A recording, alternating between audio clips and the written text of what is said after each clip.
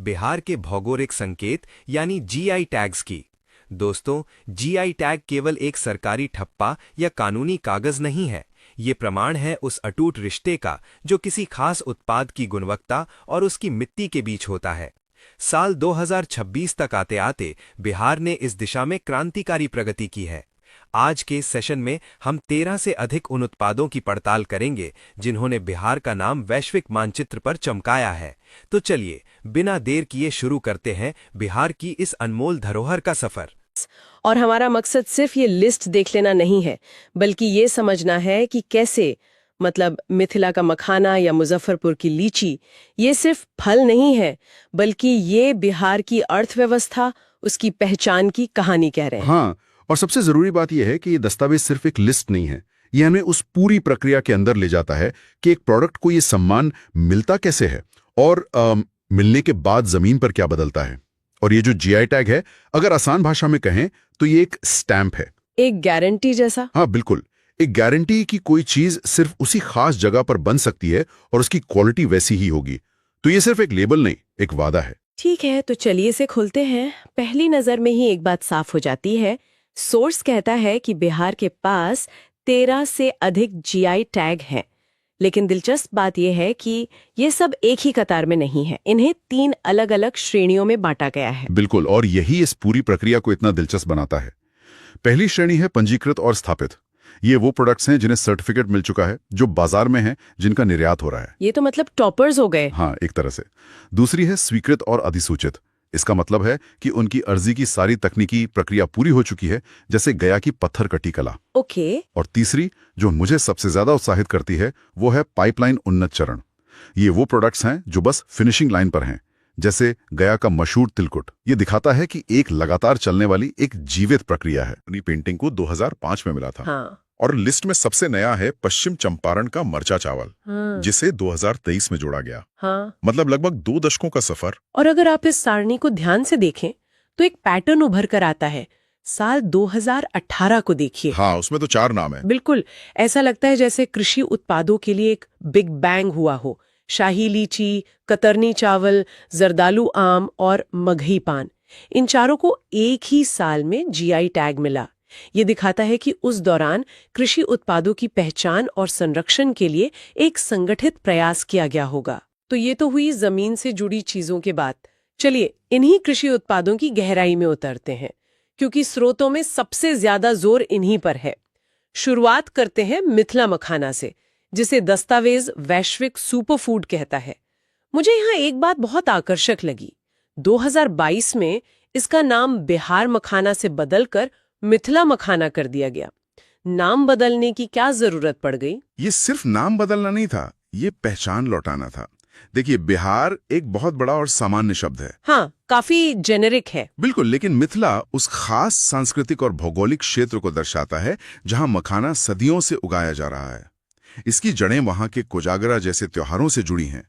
ये उसकी सांस्कृतिक जड़ों को सम्मान देना था। अच्छा। और आर्थिक नजरिए से देखें तो ये एक बहुत बड़ा कदम था। दुनिया का लगभग 90% मखाना बिहार से आता है। इस नाम के साथ 2025 की मखाना निर्यात प्रोत्साहन रणनीति और जीएसटी का 12% से घटाकर 5% करना, इन सब ने मिलकर लगभग 10 लाख किसान परिवारों की जिंदगी बदल दी। वाह। अब आते हैं शाही लीची पर। स्रोत बताता है कि इसकी सबसे बड़ी चुनौती इसकी बेहद कम शेल्फ लाइफ थी, 48 घंटे से भी कम। ये तो एक लॉजिस्टिकल दुस्वप्न जैसा लगता है। आप इसे दूर देश कैसे भेजेंगे अगर ये 2 दिन में खराब हो जाती है? यही तो कहानी का सबसे दिलचस्प मोड़ है। सालों तक यही समस्या बनी रही, लेकिन 2025 में एक चीज ने सब कुछ बदल दिया। दरभंगा हवाई अड्डे से एयर कार्गो सेवाओं की शुरुआत। ओह, ये तो गेम चेंजर रहा होगा। बिल्कुल। अचानक जो लीची पटना पहुंचते पहुंचते दम तोड़ देती थी, वो सीधे मुंबई, दिल्ली और यहां तक कि लंदन पहुंचने लगी। स्रोत के मुताबिक एक ही सीजन में 250 टन लीची हवाई जहाज से भेजी गई। 250 टन? हाँ, ये इस बात का सटीक उदाहरण है कि कैसे बुनियादी ढांचा, यानी एक एयरपोर्ट, सीधे तौर पर किसानों की आय को प्रभावित कर सकता है। ये तो कमाल का कनेक्शन है। और इसके अनोखे स्वाद के पीछे भी एक राज है। मुजफ्फरपुर की मिट्टी में मौजूद कैल्शियम, प्रकृति और तकनीक का बेहतरीन संगम। चलिए अब बात करते हैं कतरनी चावल की, जिसे सोर्स सुगंधित सोना कह रहा है। और ये सिर्फ पोएटिक बात नहीं है, इसके पीछे बाकायदा साइंस है। बिल्कुल। इसकी खास महक 2-acetyl-1 पायरोलाइन नाम के एक केमिकल कंपाउंड की वजह से होती है। उफ। लेकिन यहाँ एक दुखद कहानी भी छिपी थी। इस चावल की पैदावार कम होती है, अच्छा। इसलिए किसान ज्यादा मुनाफा वाली फसलों की तरफ जा रहे थे। ये सुगंधित सोना लगभग खोने की कगार पर था। तो फिर इसे बचाया कैसे गया? ये जीआई टैग की एक क्लासिक सफलता की कहानी है। जैसे इसे टैग मिला, इसने एक प्रीमियम बाजार बना दिया। लोगों को इसकी खासियत का पता चला और वे इसके लिए ज्यादा कीमत देने को तैयार हो गए। सही बात है। इसके साथ ही बिहार कृषि विश्वविद्यालय सबोर ने इसके आनुवंशिक शुद्धिकरण पर काम किया ताकि इसकी क्वालिटी बनी रहे। तो जीआई टैग और वैज्ञानिक हस्तक्षेप दोनों ने मिलकर इस विरासत को बचाया। एक मिनट, ये वाला हिस्सा तो मुझे सबसे मजेदार लगा। सोर्स कहता है कि जर्दालू आम बिहार का राजनयिक फल है। मतलब फलों का भी अपना एम्बेसडर होता है। ये क्या कहानी है? हाँ, आप कह सकते हैं ये एक बहुत ही शानदार ब्रांडिंग रणनीति है। हर साल भागलपुर से जर्दालू आम की एक खेप आधिकारिक तौर पर भारत के राष्ट्रपति और प्रधानमंत्री को भेजी जाती है। ये बिहार की तरफ से एक तोहफा होता है। वाह। इससे इस फल को जो प्रतिष्ठा और पहचान मिलती है वो किसी भी विज्ञापन से कहीं ज्यादा है। तो ये तो हुई बिहार की जमीन की उपज की बात, लेकिन बिहार की असली कला तो उसके लोगों के हाथों में बसती है।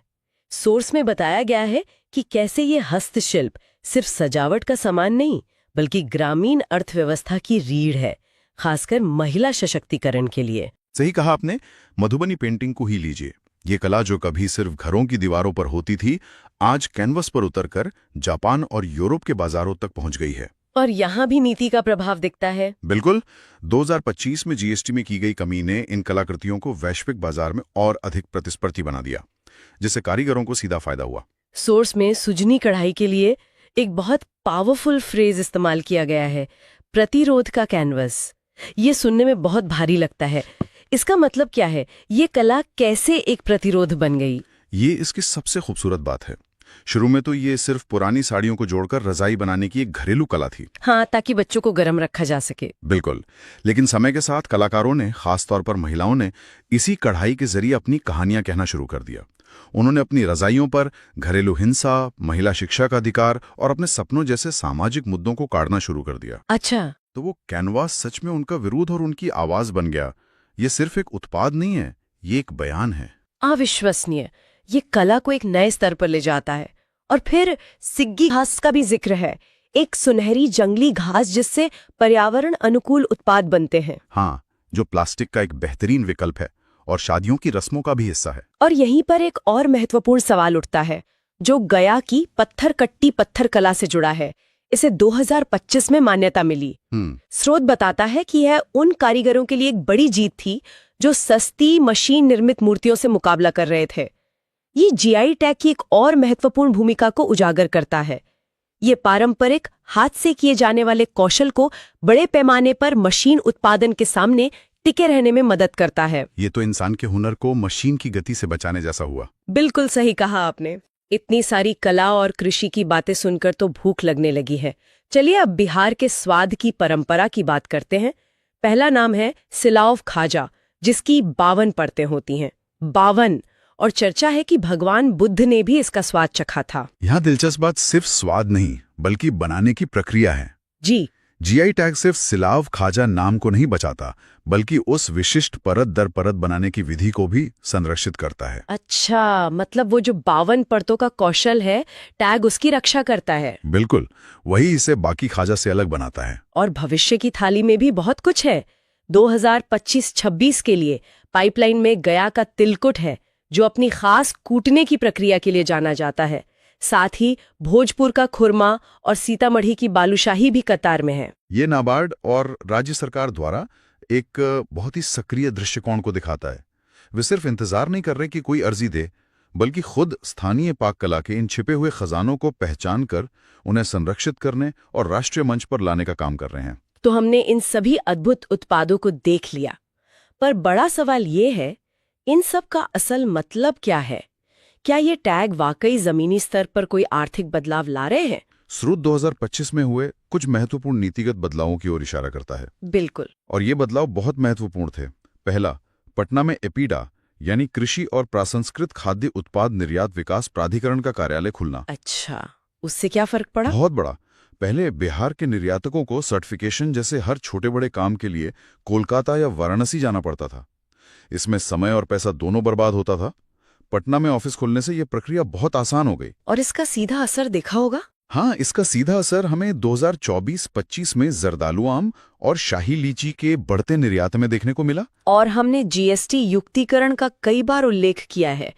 ऐसा लगता है कि इसका असर हर तरफ हुआ है। हाँ, इसका प्रभाव बहुत व्यापक था। हस्तशिल्प से लेकर प्रसंस्कृत खाद्य पदार्थों तक टैक्स कम होने से कारीगरों का मुनाफा बढ़ा और इसने खाद्य प्रसंस्करण इकाइयों को भी प्रोत्साहित किया। ये एक ऐसा कदम था जिसने पूरे इकोसिस्टम को फायदा पहुंचाया। लेकिन सब कुछ इतना अच्छा भी नहीं है। स्रोत चुनौतियों का भी जिक्र करता है। हाँ, एक बड़ी चिंता है जलवायु परिवर्तन की। बिल्कुल।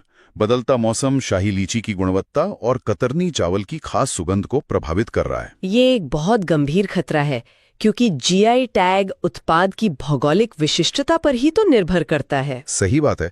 अगर जलवायु ही बदल गई तो वो विशिष्टता भी खतरे में पड़ सकती है। और दूसरी बड़ी चुनौती है नकली उत्पादों की। जैसे ही कोई चीज मशहूर होती है, बाजार में उसकी नकलें आ जाती हैं। तो इसका समाधान क्या है? समाधान है जीआई लोगों का कड़ाई से प्रवर्तन और सबसे जरूरी उपभोक्ता शिक्षा। जब तक खरीदने वालों को ये पता नहीं होगा कि असली जीआई टैग वाले उत्पाद को कैसे पहचाने, तब तक आर्थिक लाभ सही समुदायों तक नहीं पहुंचेगा। मतलब ये लड़ाई सिर्फ कानून से नहीं, जागरूकता से जीती जाएगी। बिल्कुल। हमने आज बहुत कुछ कवर किया। एक सुपरफूड जिसने अपनी सांस्कृतिक पहचान वापस पाई, एक फल जो हवाई जहाज से दुनिया की यात्रा कर रहा है, और एक ऐसी कला जो प्रतिरोध की कहानियां कहती है। मुख्य बात यह है कि एक जीआई टैग सिर्फ एक लेबल से कहीं बढ़कर है। यह आर्थिक सशक्तिकरण, सांस्कृतिक संरक्षण और सतत विकास का एक शक्तिशाली उपकरण है। ये बिहार की विरासत को भविष्य के लिए सहेजने का एक जरिया है। बिल्कुल। और हमारे श्रोताओं के लिए सोचने के लिए एक विचार। स्रोत इस बात पर प्रकाश डालता है कि कैसे जीआई टैग पारंपरिक ज्ञान की रक्षा कर रहे हैं, चाहे वो तिलकुट को कूटने की खास तकनीक हो या 52 बूटी साड़ियों की जटिल बुनाई। आज जब हम हर तरफ ऑटोमेशन और मशीनों की बात कर रहे हैं, तो हमारी आधुनिक अर्थव्यवस्था में इन हाथ से बने जटिल और भौगोलिक रूप से जुड़े कौशलों को संरक्षित करने का वास्तविक मूल्य क्या है?